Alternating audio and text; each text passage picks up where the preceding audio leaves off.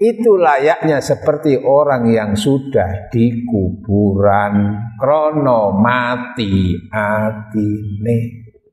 Bismillahirrahmanirrahim. Assalamualaikum warahmatullahi wabarakatuh.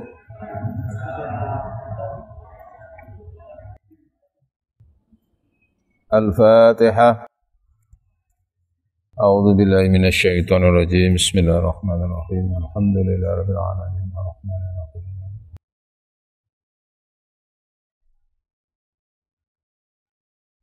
Bismillahirrahmanirrahim. Alhamdulillahi rabbil alamin. Wassalatu wassalamu ala asyrafil anbiya wal mursalin wa ala alihi at-tahirin wa ashabihil mujahidin al-muqarrabin, amma ba'd. Faqad qala ta'ala a'udzu billahi minasy syaithanir rajim wa qalu li juludihim lima syahidtum alaina qalu antaqana Allahu alladhi antaqa kulla syai' wa huwa khalaqakum awwala marrah wa ilaihi turja'un. Shadaqallahul adzim. Hadirin wal hadirat jamaah Masjid Nurul Iman, khususnya jamaah salat subuh yang dirahmati Allah, diberkahi Allah. Alhamdulillah, tsumma alhamdulillah, kita bersyukur dan bersyukur Allah senantiasa mencurahkan rahmat dan nikmatnya kepada kita.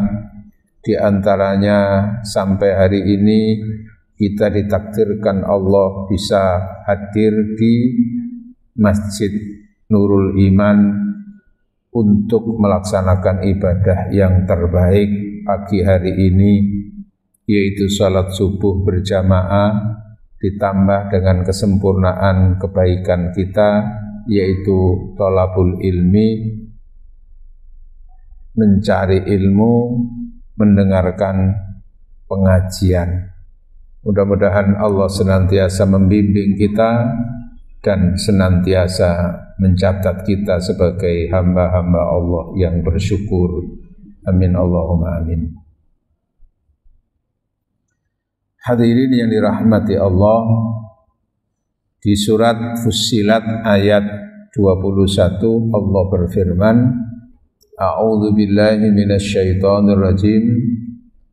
Wa qalu li juludihim lima syahidtum alaina qalu antaqana Allahu alladhi antaqa kulla syai' wa huwa khalaqakum awwala marrah wa ilaihi turja'un. Shadaqallahul adzim.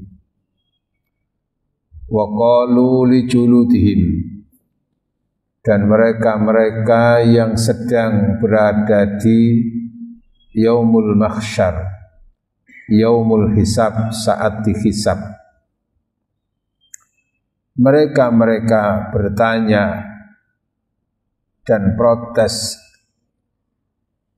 lijuludihim, terhadap kulit mereka, lima syahidtum alaina, mengapa kamu kulit kok bisa menjadi saksi dan berbicara untuk kami? Qalu, maka kulit-kulit itu masing-masing kulit manusia itu berkata, antaqanallahu alladzi antaqa kulla syai', yang menjadikan aku bisa berucap, berbicara adalah Allah, yang mana Allah itu menjadikan segala sesuatu bisa bicara sesuai dengan yang dikehendaki oleh Allah. Wa huwa khalaqakum awwala marra, dan Allah itu yang menciptakan kamu semua mulai dari awal, sejak permulaan. Wa ilaihi turja'un, dan kepadanyalah kamu semuanya akan dikembalikan. Ayat ini berbicara tentang kenyataan nanti di akhirat yang sementara waktu manusia mungkin memustahilkan.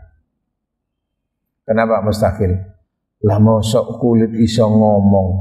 Nah, gitu kan gitu.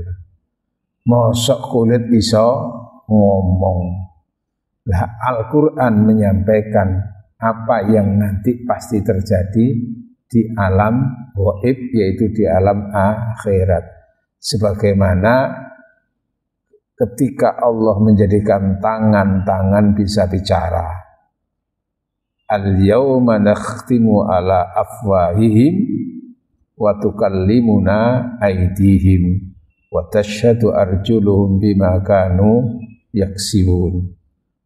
Al-yawma, pada hari kiamat ini, nakhtimu ala afwahihim, aku kunci mulutnya, wa tukallimuna aydihim, dan aku jadikan bisa bicara, aydihim, tangan-tangan mereka, wa tashhadu arjuluhum, dan kaki-kaki mereka bisa bersaksi membenarkan atau menyalahkan ucapan tangan, bima kanu yaksibun, terhadap apa saja yang mereka lakukan.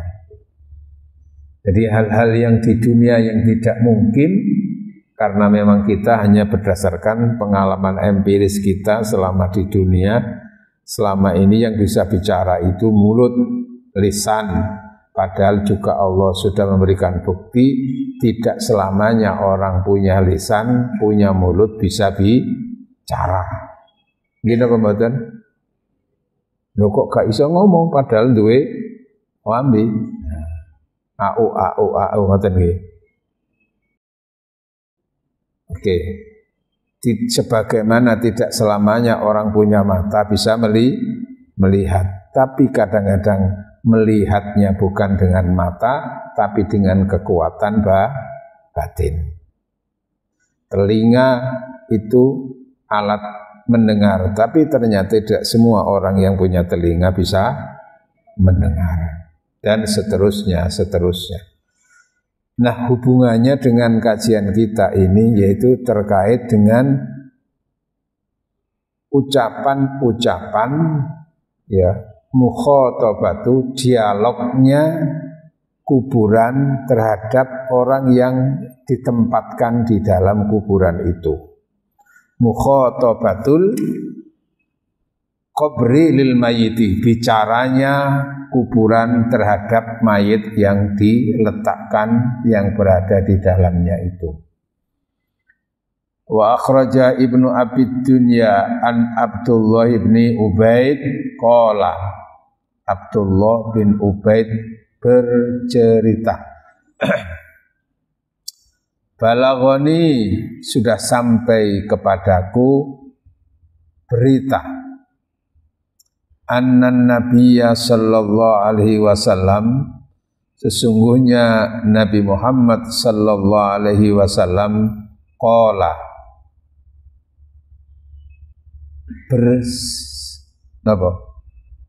bersabda apa berdawuh,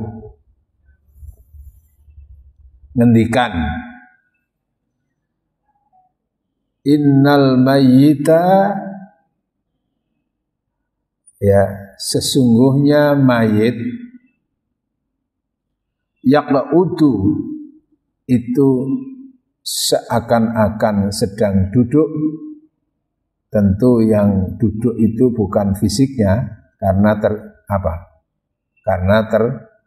terikat oleh lubangan yang ada di dalam kuburan itu. Yaqla'udu, bisa duduk, wa huwa yasma'u, dan ia juga bisa mendengar,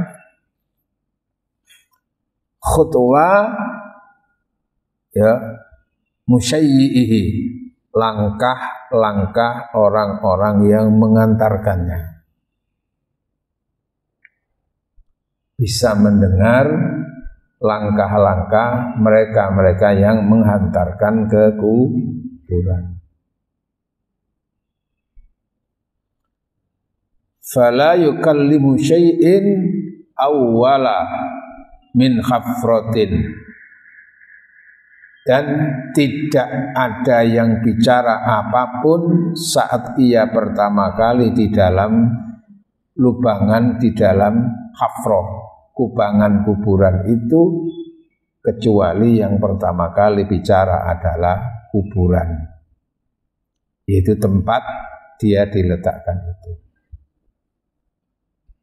Jadi bisa bicara, mayit bisa mendengar, mayat bisa melihat. Ya, secara fisik kita tahu mayat itu ada di dalam tanah. Lu kok iso krungu? Lu kok iso nyawang? Kan gitu toh. Karena ketika itu melihatnya bukan mata, mendengarnya bukan telinga fisik ini, tapi jiwa itu tidak terikat oleh tempat itu.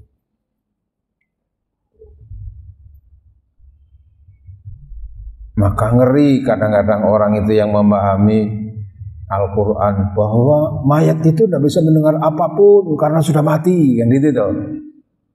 Maka walaupun dibacakan Al-Quran, ya nggak mendengar, nggak ada apa-apanya, nggak dapat apa-apa dari bacaan Al-Quran, nggak bisa mendengar. Walah, kan ada yang gitu toh Pak, di YouTube itu loh, yang biasa namanya Jawas atau bahasa lama itu loh. Kenapa? Karena memaknai Al-Quran secara salah. Di surat Fatir ayat 22 itu Allah menyatakan, "Wa ma yastawil ahya'u walal amwat, innallaha yusmi'u man yasha' wa ma anta bimusmi'im man fil kubur." Sadaqallahul azim. Wa ma yastawil ahya'u walal amwat. Tidak sama orang yang hidup dan orang yang mati. Innallaha yusmi'u may yasha, sesungguhnya Allah yang memberikan pendengaran terhadap yang Ia kehendaki. Memberikan pendengaran yang Allah kehendaki. Wa ma anta, dan wahai kamu Muhammad, bimusmi'in, tidak bisa memberikan pendengaran, man fil kubur, orang yang ada di dalam kubur. Itu makna harfiah. Ya, makna harfiah, dan kamu tidak memberikan pendengaran kepada orang yang di dalam kubur. Itu bukan berarti lalu di kuburan itu tidak bisa mendengar. Tapi diartikan oleh mereka itu mau, kelompok-kelompok sing Jawas itu mau, nggak bisa mendengar apa-apa. Padahal sudah dinyatakan Allah yang memberikan pendengaran kepada siapapun. Dan kamu Muhammad tidak punya kemampuan memberikan pendengaran. Kenapa? Karena yang memberikan pendengaran bukan Rasul, tapi apa? Allah. Bukan berarti orang yang mati itu tidak bisa mendengar.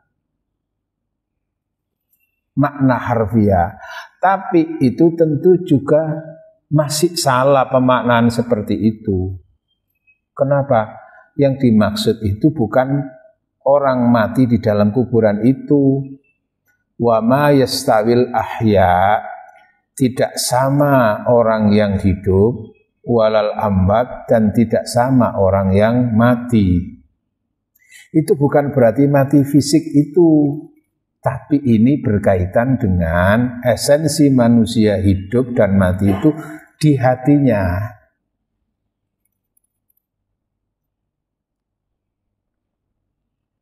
Ini kan berkaitan dengan Rasulullah itu berdakwah bertahun-tahun di Mekah, tapi kan dimusuhi. Tidak baik, tidak selamat, malah yang mengajak selamat dimusuhi, malah dicelakai. Enggak banyak yang ikut, hanya orang-orang tertentu. Cara kemenungsan, apa cara kemenungsan ini? Sebagai manusia tentu ada rasa kecewa. Lah kok ngene sih, aku iki wis dakwah bolak-balik ngejak ngesi ngapik, buktine ya wis ana, kok yo sik gak percaya wae. Kan ngoten, Pak. Halo. Maka Allah memberikan arahan kepada Nabi Muhammad. Muhammad, tidak sama loh orang yang hidup dan orang yang mati. Maksudnya apa? Orang yang hatinya hidup dan orang yang hatinya mati itu tidak sama. Kalau orang itu hatinya sudah mati, diopakno wae, dikai bukti apa wae, ya gak iso percaya. Tapi kalau orang itu hatinya hidup, beriman, dikai informasi dari Rasulullah, disampaikan tentang nasihat, ya percaya, krono atine wis kebuka. Dan gitu maksudnya. Jadi bukan mati secara fisik itu ini maksud al-ahya wal amwat itu. Ini hubungannya dengan asbabun nuzul, hubungannya dengan rangkaian ayat-ayat sebelumnya. Innallaha yusmi'u may yasha, sesungguhnya Allah yang memberikan pendengaran kepada yang dikehendaki. Itu maksudnya bukan pendengaran secara fisik seperti ini, tapi apa? Pendengaran dengan mendengar ia dapat hidayah. Karena di ayat yang lain innaka la tahdi man ahbabta walakinallaha yahdi may yasha. Wahai Muhammad, kamu tidak punya kemampuan memberikan hidayah kepada yang kamu cintai, karena Allah lah yang sesungguhnya memberikan hidayah. Jadi yusmi'u di situ itu bukan pendengaran secara fisik ini, bukan, tapi dari mendengar lalu datangnya hidayah. Karena memang Rasul tidak punya kapasitas membuat orang itu dapat hidayah, tapi Rasul itu hanya sebagai perantara untuk supaya orang itu bisa dapat hidayah. Karena hakikatnya yang memberikan hidayah itu adalah Allah. Sebagaimana Rasul sempat sedih ketika pamannya meninggal dunia, walaupun selama ini membelanya, tapi belum beriman, belum bersyahadat. Siapa itu? Abu Thalib. Kalau yang lain kan memang memusuhi, Abu Jahal, Abu Lahab, Abu Sufyan itu, pokoknya abu-abu niku. Nah, sing Abu Thalib itu apa? Melindungi, tapi tidak beriman. Maka ketika meninggal dunia, Rasul sedih. Wahai Muhammad, innaka la tahdi, kamu tidak bisa memberikan hidayah. Kenapa? Hakikat hidayah dari Allah. Wa ma 'alaika illal balag, tugasmu tidak memberi hidayah, tapi hanya menyampaikan.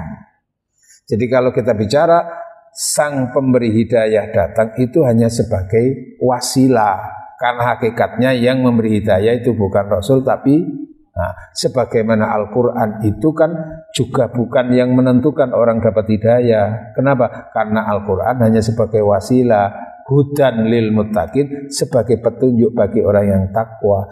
Kenapa? Ya karena dari situ supaya orang itu bisa dapat hidayah. Tapi intinya hidayah bukan Al-Qur'annya, tapi apa? Allah, dilewatkan Al-Qur'an. Jadi begitu. Nah, di sini begitu, inna wa ma anta bimusmi'in, wahai Muhammad, kamu tidak bisa memberikan pendengaran apa? Biman fil kubur, terhadap orang yang ada di kuburan. Itu sebetulnya punya makna takwilan, bukan di kuburan secara fisik itu, tapi orang-orang di dunia yang hidup secara fisik lalu hatinya mati. Halo, itu layaknya seperti orang yang sudah di kuburan krono mati atine. Nek mati atine ya diapakno ae dikek nasihat kaya apa ya balik mental gitu loh ya. Jadi ayat itu bukan berarti meniadakan orang yang mati itu tidak bisa mendengar, bukan.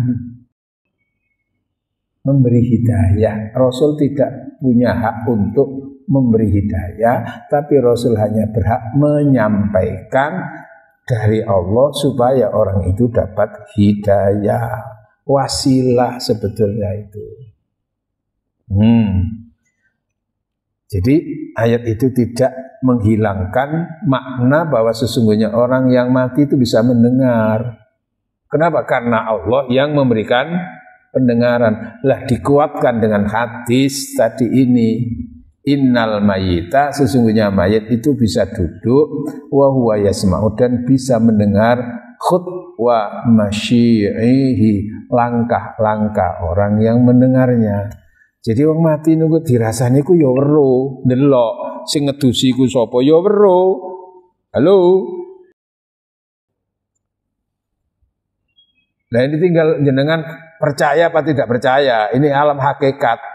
Nah kita ini belum alam hakikat ya Pak. Makanya orang pintar-pintar nanti kalau sudah mati itu baru pinter. Alhaakumut takatsur hatta zurtumul maqabir. Kalla saufa ta'lamun. Jangan begitu. Kamu pasti tahu loh di situ loh. Ngerti yang benar mana yang salah itu nanti hakikatnya akhirnya ngono loh. Lah kita ini diajarkan untuk yakin terhadap itu. Karena itu, makanya itu kita ngaji gini itu namanya ngaji hakikat, Pak.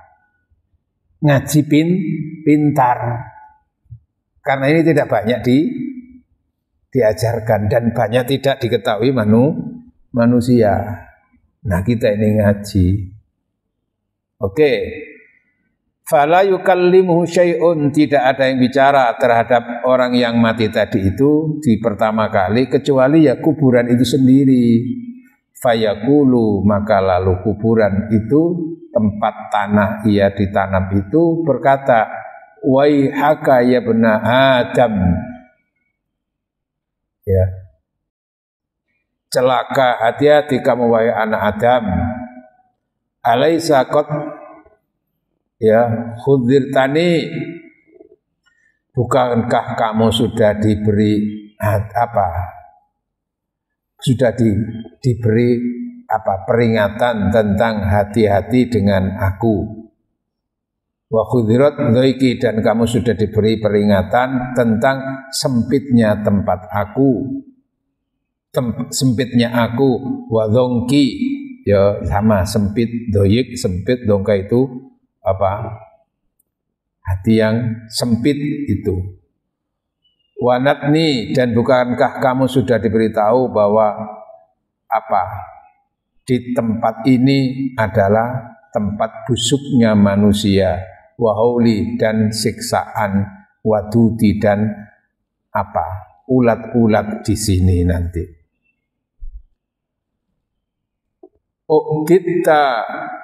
Uqtitu lihada, aku jadi tanah itu dipersiapkan untuk itu semuanya, ya untuk menjepit kamu atau melonggarkan kamu, untuk menjadikan kamu nanti itu menjadi pusatnya ulat-ulat set itu ya, dan bau busuk kamu juga di sini.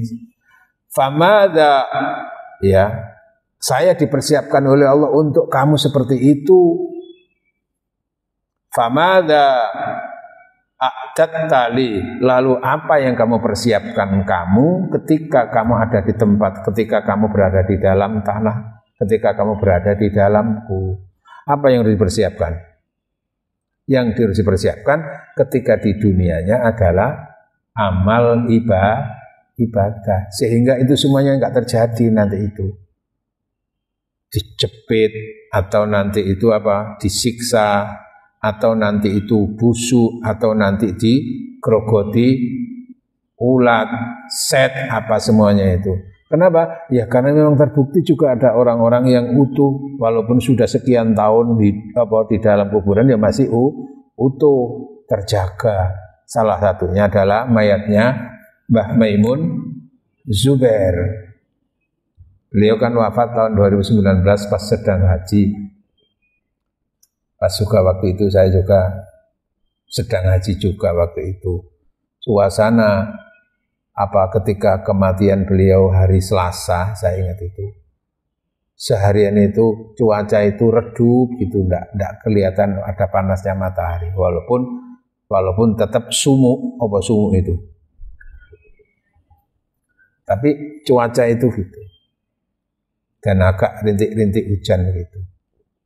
Nah, itu kan dapat 4 tahun berikutnya 2019, berarti kan 4 tahun berikutnya 2023 nggih. Itu 4 tahun itu sudah ada proses untuk pembongkaran kuburan untuk ditempati mayat yang baru.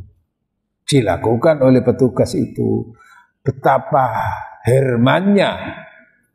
Betapa hermannya itu. Betapa herannya, kagetnya para petugas itu, lalu melaporkan pada pihak yang mengurusi itu bahwa ternyata mayatnya masih utuh. Tuh. Sudah 4 tahun itu masih utuh tuh. Dan apa?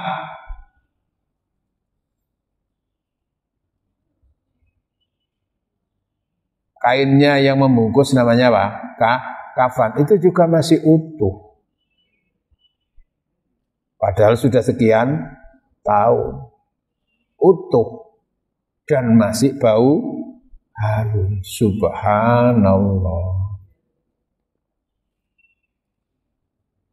Nah, cara lahirnya selama ini ya kalau sudah 4 tahun kan sudah tinggal tulang. Lah itu termasuk seperti ini. Artinya apa? Berarti karena ia punya bekal yang cukup. Tadi kan, maka kamu apa yang kamu persiapkan ketika kamu berada di dalamku? Nah, tanahnya kan begitu bicara. Karena dia punya bekal. Apa bekalnya? Amal ibadah. Termasuk cinta Allah, maka dijaga oleh Allah. Walaupun tidak selamanya orang yang diutuhkan wafat matinya mayatnya itu mesti kekasih Allah. Contohnya ya Fir'aun. Lah Fir'aun kan masih utuh toh Pak? Halo? Walaupun ya sudah kisut-kisut itu. Kenapa? Karena ada apa? Ada tujuan yang lain oleh Allah sebagai litakuna liman khalfaka ayat. Wahai Fir'aun, loh kamu itu kan diomongi gitu ya kerungu mayat itu. Sampai sekarang kan masih hidup itu. Di alam barzah ya tersiksa. Litakuna liman khalfaka ayat, agar kamu itu untuk orang-orang setelah kamu itu sebagai bukti tanda. Iki loh manusia yang pernah menguasai dunia dan pernah mengaku sebagai Tuhan dan memusuhi memusuhi Musa dan pengikut-pengikut, bahkan melakukan pembunuhan secara masif terhadap orang-orang yang tidak mengakui dia sebagai Tuhan, yaitu pengikutnya Nabi Musa itu dibunuh. Para laki-laki banyak, yang bayi-bayi laki juga banyak dibunuh oleh siapa? Fir'aun, dengan alasan supaya tidak ada laki-laki dari keturunan Bani Israel yang akan mampu mengalahkan di kemudian hari. Karena dari lamaran, dari lamaran sampai dari ramalan. Kacek titik artinya siji.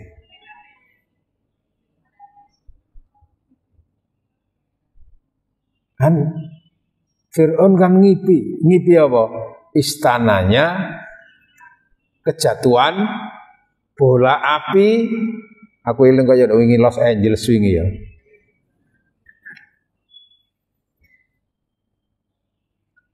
Bola api, lalu api itu terbang dari wilayah tempat kelahiran Nabi Musa, Bani Israel, dari Palestina. Nah, terus membakar istananya. Kan bingung itu Fir'aun itu. Ngipi itu ya jadi ilmu, Pak. Karena itu tidak selamanya mimpi itu hanya mimpi-mimpi saja. Ya kadang-kadang menjadi ilmu. Sebagaimana Yusuf bisa memaknai tentang mimpi. Kenapa? Allah melewatkan hidayah diantaranya melalui mimpi. Ibrahim juga begitu. Nah ini mimpi Fir'aun itu. Istananya terbakar, kejatuhan bola api. Terus diramal. Dilamar apa diramal, Pak? Masuk Fir'aun dilamar, diramal oleh tukang ramal, tukang ramesi. Tuan Fir'aun dari mimpi itu sebagai pertanda bahwa nanti akan lahir seorang bayi laki-laki yang di kemudian hari itu akan mengalahkan panjenengan sebagai penguasa di Mesir. Laki-laki. Iya. Maka sejak itu tentara-tentara disebar untuk mengamati, mendelisik, apa mendelisik itu? Mengintai perempuan-perempuan dari Bani Israel yang sedang hamil.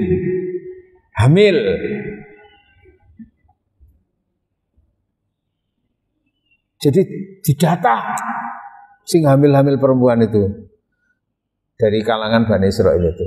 Tapi kalau dari kelompoknya sendiri, dari suku Kipti, tidak dibiarkan. Karena ini kan dari Bani Israel nanti itu. Sehingga perempuan-perempuan dari keturunan Bani Israel, ya dari keturunan Ishak itu, Yakub terus itu takut sedang hamil itu. Kalau bisa itu digugurkan ngono ya. Kenapa? Takutnya nanti jangan-jangan kalau lahir anaknya itulah laki-laki. Kenapa? Kalau laki-laki yang lahir pasti dibunuh. Kenapa supaya dibunuh? Supaya nanti nggak ada laki-laki dari Bani Israel yang akan bisa mengalahkan. Maka ribuan bayi laki-laki dibunuh. Salah satunya adalah ibunya Nabi Musa yang hamil waktu itu, tapi di mata tentara-tentara Fir'aun itu tidak kelihatan kalau sedang hamil. Betul, ketika sudah melahirkan lalu dapat ilham. Ya, wa ahallahu ila ummi Musa, dan memberikan wahyu kepada ibunya Musa. Wahyu di sini dalam arti apa? Isyarat, ilham, muncul kerentek pikiran untuk bagaimana supaya anaknya enggak dibunuh. Terus apa? Punya ilham, dapat isyarat. Loh, kayak gini-gini itu kan enggak sesuatu yang bersifat empiris toh, Pak. Karena hanya spesial-spesial orang tertentu yang gitu-gitu itu dapat ilham apa? Untuk supaya membuat kotak yang tidak bocor. Nggih. Semoga usah ditakono yo apa carane gawe kotak barang iku. Di dalam peti itu tidak tembus air. Musa diletakkan di situ, lalu apa? Dikintirkan. Apa dikintirkan itu? Dan dia sudah dapat isyarat nanti akan selamat dengan ini. Ini cara logika waktu itu wis mati, wong dibuang dok laut, dibuang dok sungai apa? Sungai Nil. Jenengan pun nanti berikut ah. Alhamdulillah, iku sing ono program umroh, terus mampir ke sana karena saya sempat ketika sedang berada di Mesir selama 1 bulan itu, ketika jalan-jalan ke Iskandaria ketemu dengan jamaah haji Indonesia, jamaah umroh, ya tanya-tanya, sampean apa program umroh tapi sebelum umrohnya ke sini dulu. Lah saya bukan program umroh tapi saya program belajar khusus yaitu tentang bahasa Arab di Kairo, ketemu. Ya di situ ada dekat Sungai Nil. Kecoba nih jenengan ada program pendidikan di sana. Tapi wis tua-tua ya sempat ngono Ya mungkin yang sempat nanti umroh tapi ada paket ke sana. Sungai Nil dikintirkan. Loh. Dikintirkan, akhirnya enggak terdeteksi. Loh, gue boleh kok cerita ngene kula nih. Betul apa Bu? Ini artinya hal-hal yang di luar nalar itu muncul gitu loh, kejadian-kejadian itu. Allah punya kuasa. Karena anak itu gak masuk akal, gak bisa diterima kan ngono toh. Nah ternyata apa itu? Ketika dikintirkan tadi itu terbawa arus. Terbawa arus malah mendekati istana. Yang istana itu juga berdekatan dengan sungai tadi itu. Aku kemarin juga nggak sempat nyari di mana istananya Fir'aun dulu itu. Waktu di Mesir dulu itu. Yang ada itu museumnya. Yang ada itu mayatnya yang ada masih di museum. Tapi juga nggak boleh difoto. Kalau difoto kena denda, bisa dihukum di sana. Kenapa? Karena aset supaya orang itu ke situ melihatnya bayar. Halo, itu kan politik pemerintah waktu itu ya, itu urusan sana. Nah, terbawa arus dekat istana, diambil ditemukan oleh apa? Oleh penguasa, oleh tentara. Fir'aun dilaporkan ada kotak, ada peti. Oh ya, mencurigakan, jangan-jangan bom mungkin kalau sekarang itu ya. Setelah dibuka, ternyata isinya bayi. Terus bayinya bayi laki-laki.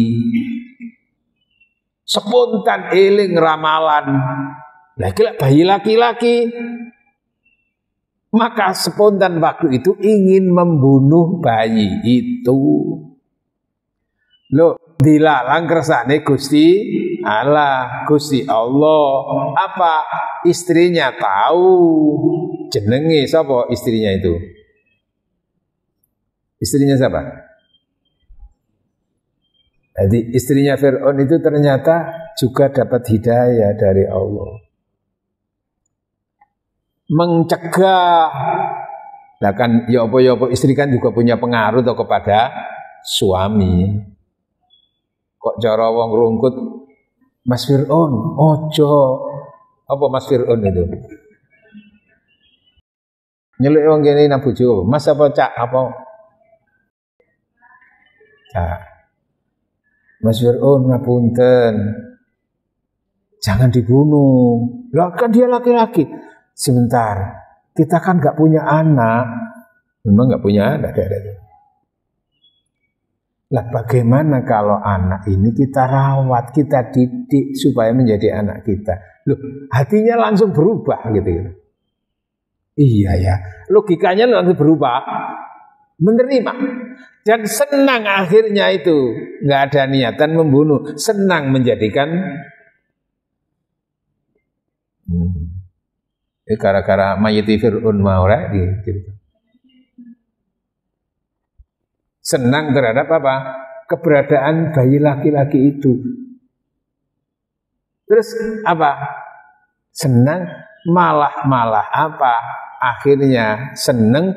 Terus ketika bayi itu menangis, ia ikut bingung. Nah, kenapa? Ya karena akhirnya senang deh ya, bingung kaya ayah ngono bolehan. Sampai diadakan sayembara, wong anak temuan. Sayembara apa? Terhadap perempuan-perempuan siapa yang bisa menyusui apa? Menyusui. Mengemii kan?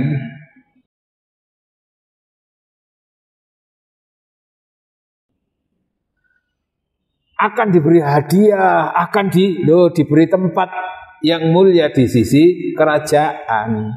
Banyak perempuan berlomba, terutama dari suku Kipti. Dia suruh dari sukunya Fir'aun itu. Tapi tidak satu pun perempuan yang mampu untuk melerai tangisan si kecil itu. Nah, ibunya sudah dapat ilham juga. Nyuruh kakaknya perempuan, Duk, deleo berita, ya apa kira-kira berita adikmu, gitu loh. Nah, waktu itu kan masih tradisional, kan belum ada WA, belum ada telepon. Dia mencari, kan perempuan nggak dicurigai kan, didengar bahwa di istana menemukan kotak bayi laki-laki. Terus siapa? Ada sayembara, siapa yang bisa melerai tangisan bayi itu akan dijadikan keluarga kerajaan dan dia mendapatkan hadiah. Maka ibunya melok sayembara tanpa sepengetahuan Fir'aun bahwa itu ibunya. Wah, Allah sing ngatur kok. Ikut batang. Ya asalnya enggak seberapa digubris. Potongan udah weso ngono. Kan gitu toh. Tapi di situ Allah akhirnya tidak mendatangkan curiga kepada Fir'aun itu. Betul, ketika disusui, ya langsung macep. Apa macep itu? Enggak, wah seneng, wah ngeleko. Fir'aun melok seneng akhirnya, alhamdulillah. Ini cerita terus gak mari-mari gitu. Pun nanti lain hari ya. Kali ibu senengannya cerita. Pun, cuman kan perjalanan akhirnya kan menjadi musuh gitu loh ya. Dididik logikanya itu nanti akan jadi kadernya gitu loh. Bahkan kalau perlu menggantikan kan itu loh. Tapi ya memang akhirnya menggantikan dia sebagai penguasa karena sebagai nabi. Dengan Fir'aun mati tenggelam itu di saat mau membunuhmu Musa. Ya wis ngono ae ceritane. Balik. Jadi ada memang yang orang-orang itu spesial dipilih oleh Allah mayatnya tetap utuh. Mulane ono sairan ke. Lamun palastra ing pungkasane ora kesasar roh lan sukmane dan kadang Allah swarga manggone utuh mayite uga ulese utuh mayite uga ulese ya Rasulullah. Salamun alaik ya rafi'a sya'ni wa daraji al-fatayya jiratal alamin ya uhailal judi wal karami ya uhailal judi wal karami. Allahumma sholli ala Muhammad. Jamaah jenengan nggih nate krungu ngoten niku. Apa arane ngoten niku? Syair tanpa waton. Suarane sinten niku? Halo. Asline ngoten mboten suarane Gus Dur, niku suarane Gus Nidom, tapi oleh Allah suarane dipersiskan Gus Dur dan yang menyusun ya Gus Nidom itu. Orangnya di Sidoarjo. Sempat saya ketemu beliau, sempat saya undang ke Masjid Al-Akbar untuk ngaji di sana. Nah itu. Tapi krono barokah tadi suarane Gus Dur akhirnya yang viral itu apa? Bahkan oleh apa itu oleh kalangan arspen musik itu royalti mau dibeli untuk dilakukan dipakai musik gitu loh ya. Karena memang maknanya dalam itu. Tapi beliau enggak, saya menyusun bukan untuk itu. Kalaupun itu yang menjadi viral Gus Dur, enggak apa-apa, aku ikhlas. Walaupun dia enggak muncul namanya. Dia nyusun. Dia juga punya pondok kecil di sana di Wonoayu. Kurung-kurung jari saiki bojone loro jarene. Ya Bu ya. Cuman waktu itu kan ada yang enggak seneng gitu loh ya.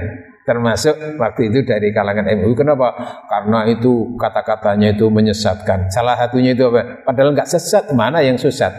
Ake wong apal Quran hadise seneng ngafirke marang liyane kafire dhewe gak dikateni yen isih kotor ati akale yen isih kotor ati akale ya Rasulullah Salamun alaik ya rafi'a sya'ni wa daradi adfataya jiratal alamin ya uhailal judi wa karami Uhailal judi wal karami Allahumma sholli ala Muhammad. Nah itu ada yang protes dengan apa guban syair tadi itu akeh wong apal Quran hadise seneng ngafirke marang liyane. Nah terbukti kan banyak orang yang dikit-dikit ngafirkan, sesatkan, rokon-rokon itu kan ada. Dan itu sudah sesuai dengan apa yang pernah disabdakan Rasul, qad kafara man kafara mu'minan. Sungguh dia itu sebetulnya orang kafir karena dia berani mengkafirkan orang yang beriman, maka kekafiran kembali kepada dirinya. Nah, sekarang kan ada kelompok yang gampang-gampang menyesatkan, gampang-gampang mengkafirkan, gampang-gampang apa? Iya kan menerokok-nerokokkan itu kan ada itu. Itu, tapi rumangsa dia paling benar, paling swarga sehingga koyok dia itu jadi panitia surga, panitia neraka. Ono lah itu disindir di situ. Halo. Makanya ada beberapa bulan yang lalu itu apa di daerah Rungkut ada sempat pengajiannya di apa itu. Kenapa? Memang ya karena itu mengajarkan apa? Hanya merasa paling benar sendiri, menyalah-nyalakan yang lain itu. Nah itu yang nggak benar di situ, menimbulkan permusuhan. Gitu. Termasuk yang paling sering bid'ah, ngoten nggih. Rokok sesat. Tapi alhamdulillah, nukeni wonge apik-apik. Pun. Jadi suasana di dalam kuburan seperti itu, maksudnya apa itu? Nanti secara umum seperti itu menjadi apa dimakan ulat, kemudian dicepit oleh ini. Tapi nanti ada orang-orang yang orang-orang yang dijaga oleh Allah, diluaskan kuburannya. Kenapa? Karena tadi apa yang kamu persiapkan. Makanya kita di dunia itu diperintah untuk mempersiapkan ke sana nanti, karena rumah kita yang asli itu bukan di dunia ini tapi di sana, di alam akhirat. Maka harus punya bekal. Makanya selama kita di dunia itu harus punya kartu akhirat, jenenge kartu simpati. Ali apa kartu simpati? Simpanan amal, tabungan untuk mati. Ya apa? Maka diisi dengan kartu mentari. Halo. Apa kartu mentari? Hidup itu meningkatkan takwa setiap hari. Takwa itu apa? Ngelakoni perintah Allah, meninggalkan larangan Allah. Jenenge ibadah. Karena itu ibadah, maka harus diperkuat dengan kartu XL. Ojo dijawab Pak. Kartu XL apa? Ekstra lillah. Lah orang beribadah sampai kapan? Sampai dia punya kartu yang namanya kartu eksis. Understand? Apa? Allah berfirman, a'udzubillahi minasyaitonirrajim. Innal ladzina qalu rabbunallah tsumma istaqamu tatanazzalu 'alaihimul malaikatu alla takhafu wa la tahzanu wa abshiru bil jannati allati kuntum tu'adun. Shadaqallahul adzim. Sesungguhnya mereka-mereka yang menyatakan dirinya beriman kepada Allah lalu istiqomah dalam iman, istiqomah dalam beribadah, tatanazzalu, maka sewaktu berakhir dari kehidupan dunia dijemput oleh malaikat, alla takhafu, jangan ada takut, jangan ada khawatir, jangan ada susah, jangan ada sengsara. Wa absyiru, bergembiralah bil jannah, dengan surga yang dipersiapkan. Lah, ahli surga itu nanti sejak di alam barzakh, di alam kuburan sudah merasakan itu. Alamnya itu tidak seperti yang diancam tadi itu. Kenapa? Karena ia ibadahnya XL dan XL diperkuat dengan eksis, ibadahnya ekstra, istiqomah. Understand? Hanya dengan iki ya istiqomah ibadah, istiqomah ngaji, istiqomah maca Quran, istiqomah. Ngoten nggih? Alhamdulillah. Maka dari situ kita semuanya diingatkan melalui hadis ini bahwa hakikatnya orang yang di kuburan nanti itu bukan mati, itu tidak, tapi tetap hidup, merasakan, melihat sesuatu, termasuk melihat apa yang orang yang mengantarkan aja dia mendengar dan tahu loh, termasuk bisa melihat keluarganya yang masih di dunia itu apa yang dilakukan itu ya tahu. Makanya dulu pernah saya sampaikan ada hadisnya, Inna a'malakum, sesungguhnya amal-amal kamu di dunia itu tu'radu, akan dipertontonkan, dibukakan, dipertontonkan apa? Ila aqaribikum wa asyairikum, terhadap kerabat kamu dan keluarga kamu fil mauti, yang ada di dalam kuburan, diberi kemampuan melihat. Nah, kita tidak diberi kemampuan melihat apa yang dirasakan orang yang dimati, apa yang dialami orang yang mati itu kita tidak diberi kemampuan. Hanya orang-orang tertentu yang diberi kemampuan melihat. Melihatnya bukan dengan mata tapi dengan kekuatan batin. Termasuk Rasulullah tahu, demi Allah sekiranya kamu mendengar apa yang aku dengar, melihat apa yang aku dengar, yang aku lihat, maka kamu semuanya pingsan. Terhadap apa? Jeritan orang yang ada di dalam kubur. Nah, yang lain teman-temannya kan nggak kerungu. Nah, di situ sebagaimana yang di kuburan itu diberi kemampuan melihat apa yang dilakukan keluarganya. Ingkana khairan, jika yang dilakukan keluarganya yang di dunia itu apik, istabsyaru, elok, seneng. Wa ingkana ghairu dzalik, tapi kalau selain dari kebaikan, mereka itu sedih, mereka itu nelongso. Loh, makanya yang namanya berbakti kepada keluarga yang sudah mati, keluarga atau berbakti kepada orang tua, itu bukan semasa ketika masih di dunia, justru ketika sudah, kenapa? Ketika sudah mati ada, itu sangat membutuhkan bakti daripada keluarga yang di dunia.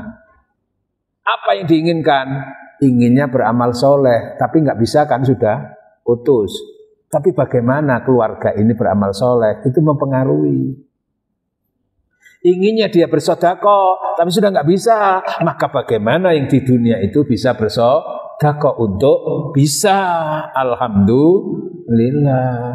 Membaca Quran diniatkan untuk itu, termasuk apa? Membaca Quran di kuburan tidak apa-apa itu. Jangan seorang yang mengkafir-kafirkan, mensyirikan itu.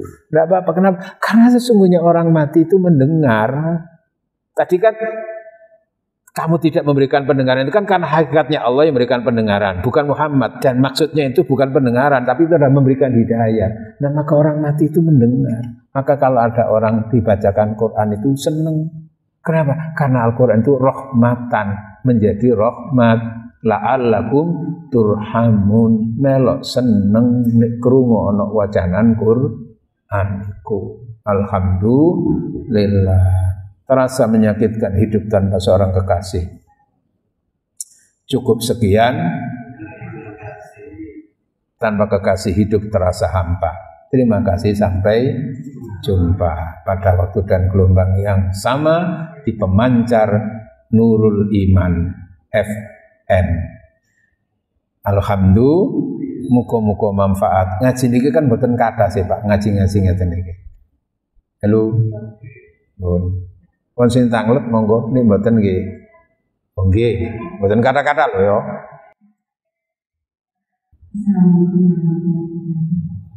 Waalaikumsalam warahmatullahi wabarakatuh.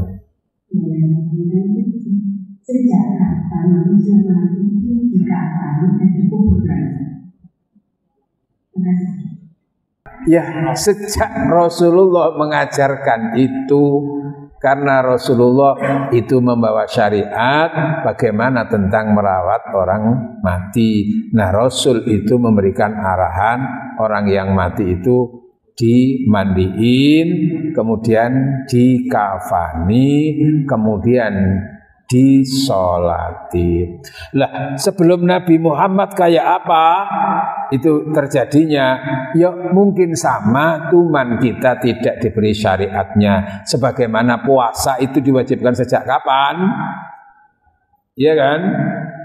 Ya, sejak Rasulullah. Tapi sebetulnya sebelum Nabi Muhammad juga ada syariat poso. Lah poso iki kaya apa? Kita tidak tahu. Apa cukup diam itu poso atau meneng poso? Kan gitu macam-macam syariatnya puasa. Lah kita itu tidak makan, tidak minum, tidak kumpul suami istri mulai subuh sampai Lah kafan itu ya sebelum Nabi Muhammad ya syariatnya mungkin sudah ada, tapi kita tidak tahu kayak apa. Tapi Nabi Muhammad mengajarkan kita untuk mengkafani mayat seperti yang berjalan selama ini.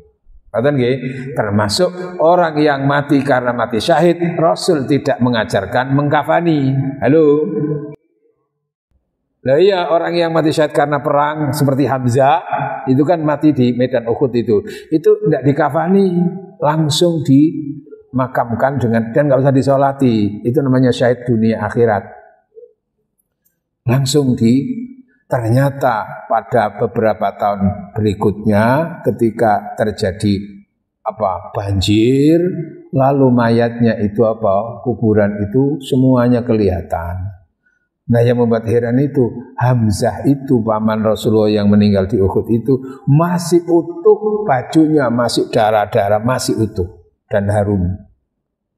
Lalu diproses lagi, ditata lagi kuburannya. Alhamdulillah. Kenapa? Surga tempatnya. Ngerti nggih? Jadi ada syariatnya orang yang mati syahid karena perang itu tidak usah dikafani, tidak usah disolat langsung Kenapa? Karena yang proses nanti malaikat sudah itu dijemput oleh malaikat. Ngerti nggih? Mugi-mugi manfaat. Al-Fatihah. A'udzu billahi minasyaitonir rajim. Bismillahirrahmanirrahim. Alhamdulillahirabbil alamin. Arrahmanirrahim. Maliki yaumiddin.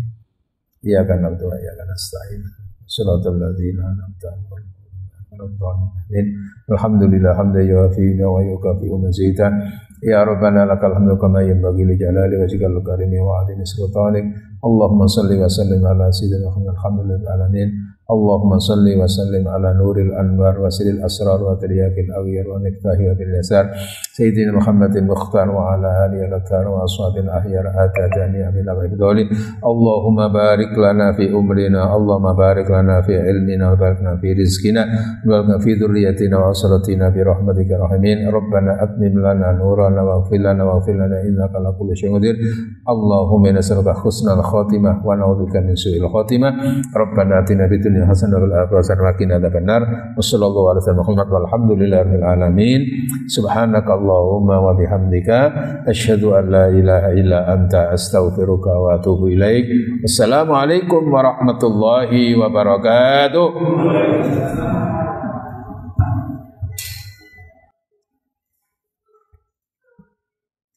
Monggo salat isyraq dulu yang salat.